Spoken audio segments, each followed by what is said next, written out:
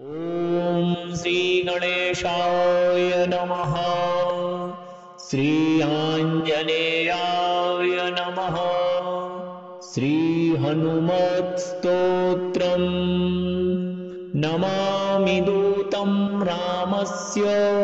सुखदं च सुरद्रुमं पीनवृत्तमहाबाहुं सर्वशत्रुनिबर्हणम् नानारत्नसमायुक्त कुण्डलादिविभूषितं सर्वदाभीष्टदातारं सतां वै दृढमाहवे। वासिनं चक्रतीर्थस्य दक्षिणस्थगिरौ सदा तुङ्गाम्भोदितरङ्गस्य वातेन परिशोभिते। नानादेशागतैः सद्भिः सेव्यमानं नृपोत्तमैः धूपदीपादिनैवेद्यैः पञ्चखाद्यैश्च शक्तितः। भजामि श्रीहनुमन्तं हेमकान्तिसमप्रभं व्यासतीर्थयतीन्द्रेण पूजितं प्रणिधानतः। त्रिवारं यः पठेन्नित्यं स्तोत्रं भक्त्या द्विजोत्तमः वाञ्छितं लभतेऽभीष्टं षण्मासाभ्यन्तरे खलु। पुत्रार्थी लभते पुत्रं यशोर्थी लभते यशः विद्यार्थी लभते विद्यां धनार्थी लभते धनम्। सर्वथा मास्तु सन्देहो हरिः साक्षै जगत्पतिः यः करोत्यत्र सन्देहं स याति निरयं ध्रुवम्। नमामि दूतं रामस्य सुखदं च सुरद्रुमं पीनवृत्तमहाबाहुं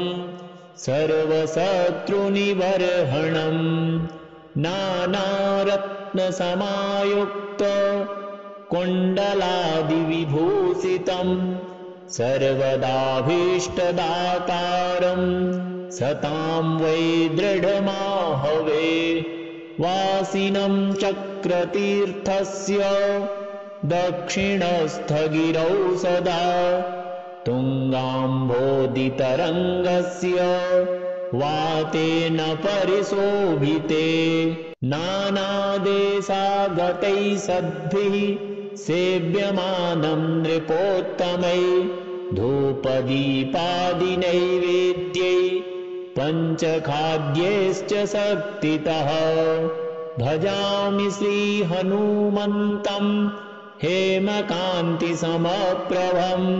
व्यासतीर्थयतीन्द्रेण पूजितं प्रणिधानतः। त्रिवारं यः पठेन्नित्यं स्तोत्रं भक्त्या द्विजोत्तमः वाञ्छितं लभतेऽभीष्टं षण्मासाभ्यन्तरे खलु। पुत्रार्थी लभते पुत्रं यशोर्थी लभते यशः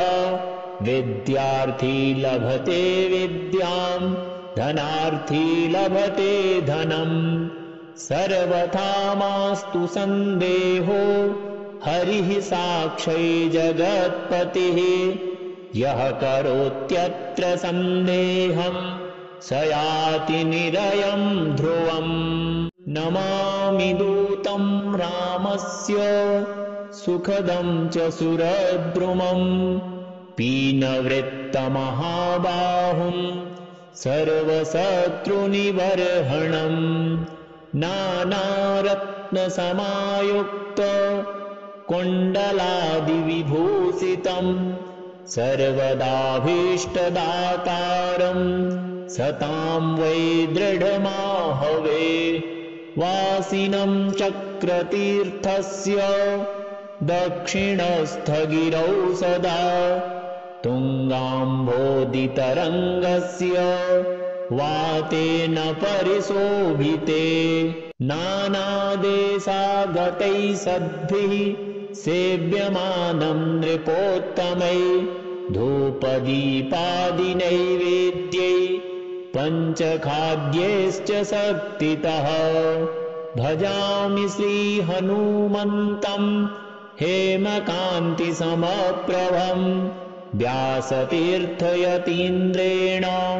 पूजितं प्रणिधानतः त्रिवारं यः पठेन्नित्यं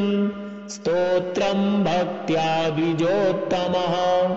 वाञ्छितं लभतेऽभीष्टं षण्मासाभ्यन्तरे खलु पुत्रार्थी लभते पुत्रं यशोर्थी लभते यशः विद्यार्थी लभते विद्यां धनार्थी लभते धनम् सर्वथा मास्तु सन्देहो हरिः साक्षी जगत्पतिः यः करोत्यत्र सन्देहं स याति निरयं ध्रुवम् नमामि दूतं रामस्य सुखदं च सुरद्रुमं पीनवृत्तमहाबाहुं सर्वशत्रुनिबर्हणं नानारत्नसमायुक्त कुण्डलादिविभूषितं सर्वदाभीष्टदातारं सतां वै दृढमाहवे वासिनं चक्रतीर्थस्य दक्षिणस्थगिरौ सदा तुङ्गाम्भोदितरङ्गस्य वातेन परिशोभिते नानादेशागतैः सद्भिः सेव्यमानं नृपोत्तमैः धूपदीपादिनैवेद्यैः पञ्चखाद्यैश्च शक्तितः भजामि श्रीहनुमन्तं हेमकान्तिसमप्रभं व्यासतीर्थयतीन्द्रेण पूजितं प्रणिधानतः त्रिवारं यः पठेन्नित्यं स्तोत्रं भक्त्या द्विजोत्तमः वाञ्छितं लभतेऽभीष्टं षण्मासाभ्यन्तरे खलु पुत्रार्थी लभते पुत्रं यशोर्थी लभते यशः विद्यार्थी लभते विद्यां धनार्थी लभते धनम् सर्वथा मास्तु सन्देहो हरिः साक्षी जगत्पतिः यः करोत्यत्र सन्देहं स याति निरयं ध्रुवम्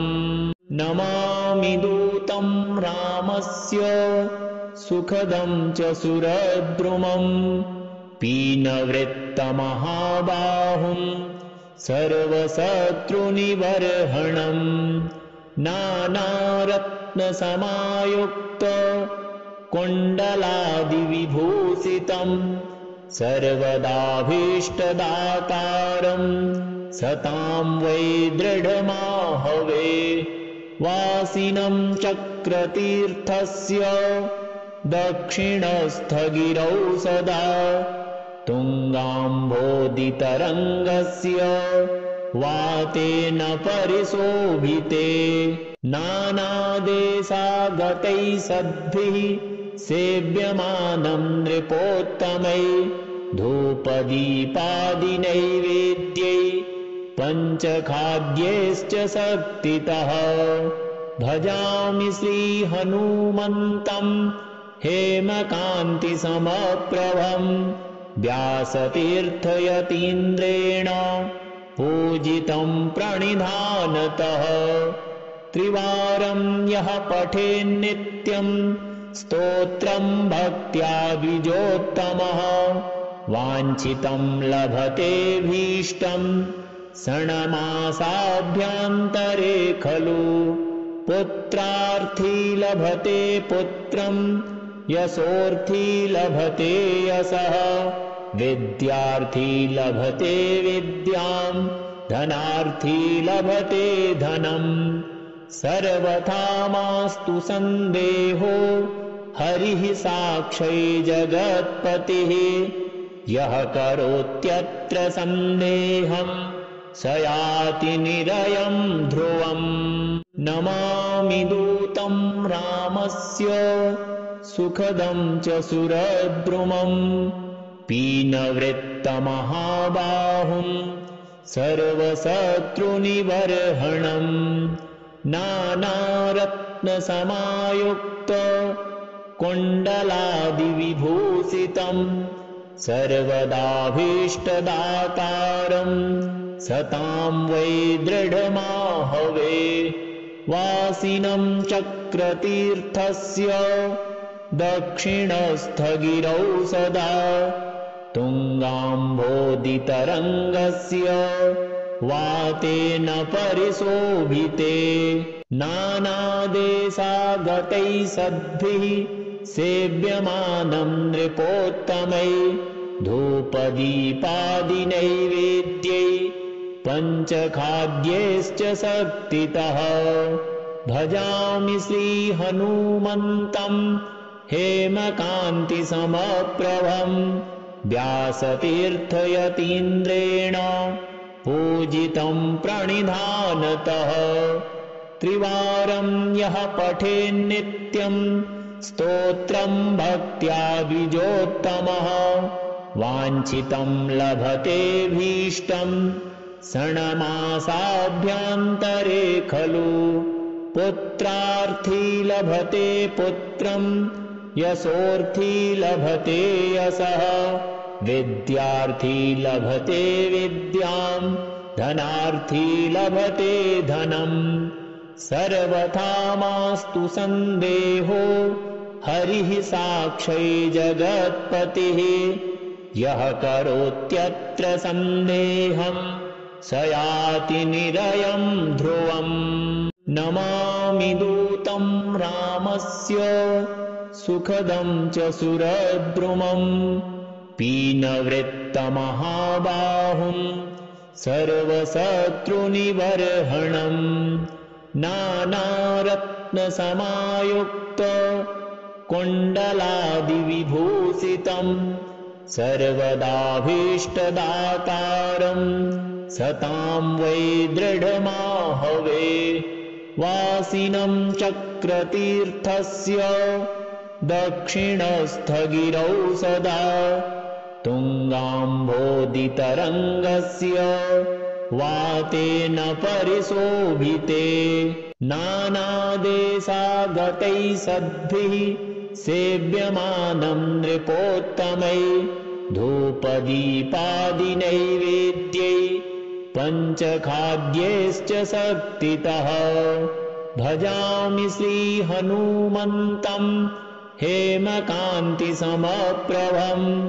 व्यासतीर्थयतीन्द्रेण पूजितं प्रणिधानतः त्रिवारं यः पठेन्नित्यं स्तोत्रं भक्त्या द्विजोत्तमः वाञ्छितं लभतेऽभीष्टं षण्मासाभ्यन्तरे खलु पुत्रार्थी लभते पुत्रं यशोर्थी लभते यशः विद्यार्थी लभते विद्यां धनार्थी लभते धनम् सर्वथा मास्तु सन्देहो हरिः साक्षी जगत्पतिः यः करोत्यत्र सन्देहं स याति निरयं ध्रुवम् नमामि दूतं रामस्य सुखदं च सुरद्रुमम् पीनवृत्तमहाबाहुं सर्वशत्रुनिबर्हणम् नानारत्नसमायुक्त कुण्डलादिविभूषितं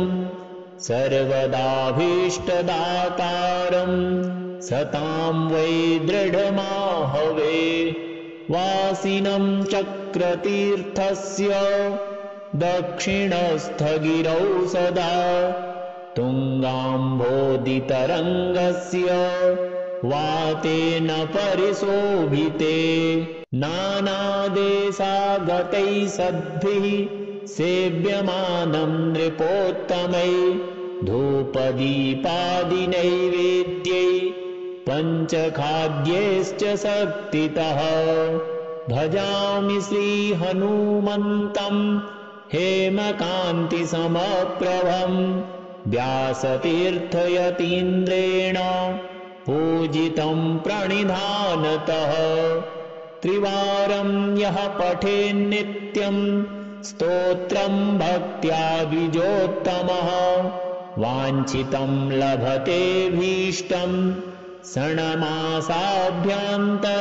खलु पुत्रार्थी लभते पुत्रं यशोर्थी लभते यशः विद्यार्थी लभते विद्यां धनार्थी लभते धनम् सर्वथा मास्तु सन्देहो हरिः साक्षै जगत्पतिः यः करोत्यत्र सन्देहं स याति निरयं ध्रुवम् नमामि दूतं रामस्य सुखदं च सुरद्रुमम् पीनवृत्तमहाबाहुं सर्वशत्रुनिबर्हणम् नानारत्नसमायुक्त कुण्डलादिविभूषितं सर्वदाभीष्टदातारं सतां वै दृढमाहवे वासिनं चक्रतीर्थस्य दक्षिणस्थगिरौ सदा तुङ्गाम्भोदितरङ्गस्य वातेन परिशोभिते नानादेशागतैः सद्भिः सेव्यमानं नृपोत्तमै धूपदीपादिनैवेद्यै पञ्चखाद्यैश्च शक्तितः भजामि श्रीहनुमन्तं हेमकान्तिसमप्रभं व्यासतीर्थयतीन्द्रेण पूजितं प्रणिधानतः त्रिवारं यः पठेन्नित्यं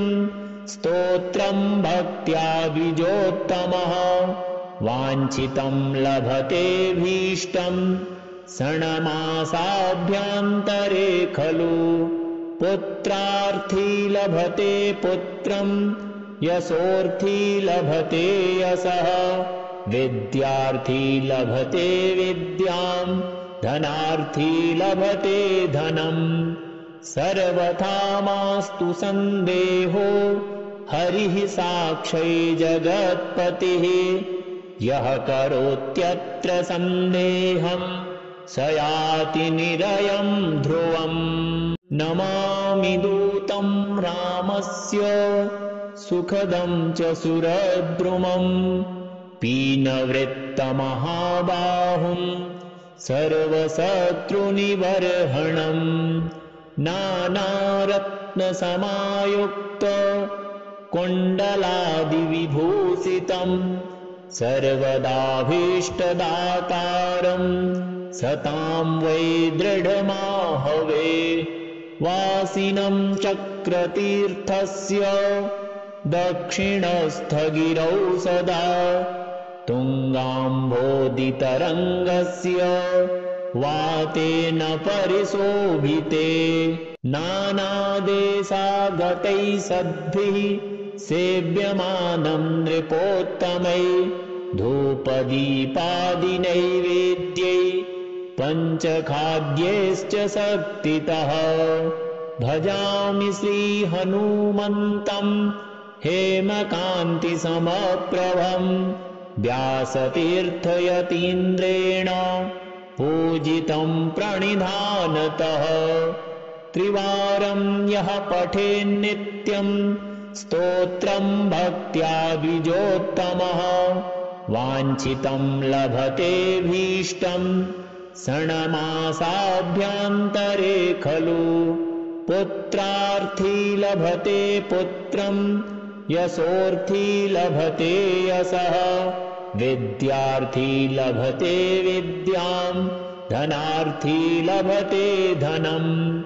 सर्वथा मास्तु सन्देहो हरिः साक्षै जगत्पतिः यः करोत्यत्र सन्देहम् स याति निरयम् ध्रुवम् नमामि दूतं रामस्य सुखदं च सुरद्रुमम् पीनवृत्तमहाबाहुम् सर्वशत्रुनिबर्हणम् नानारत्नसमायुक्त कुण्डलादिविभूषितम् सर्वदाभीष्टदातारम् सतां वै दृढमाहवे वासिनं चक्रतीर्थस्य दक्षिणस्थगिरौ सदा तुङ्गाम्भोदितरङ्गस्य वातेन परिशोभिते नानादेशागतैः सद्भिः सेव्यमानं नृपोत्तमै धूपदीपादिनैवेद्यै पञ्चखाद्यैश्च शक्तितः भजामि श्रीहनुमन्तं हेमकान्तिसमप्रभं व्यासतीर्थयतीन्द्रेण पूजितं प्रणिधानतः त्रिवारं यः पठेन्नित्यं स्तोत्रं भक्त्या द्विजोत्तमः वाञ्छितं लभतेऽभीष्टं षण्मासाभ्यन्तरे खलु पुत्रार्थी लभते पुत्रं यशोर्थी लभते यशः विद्यार्थी लभते विद्यां धनार्थी लभते धनम् सर्वथा मास्तु सन्देहो हरिः साक्षै जगत्पतिः यः करोत्यत्र सन्देहम् स याति निरयम् ध्रुवम्।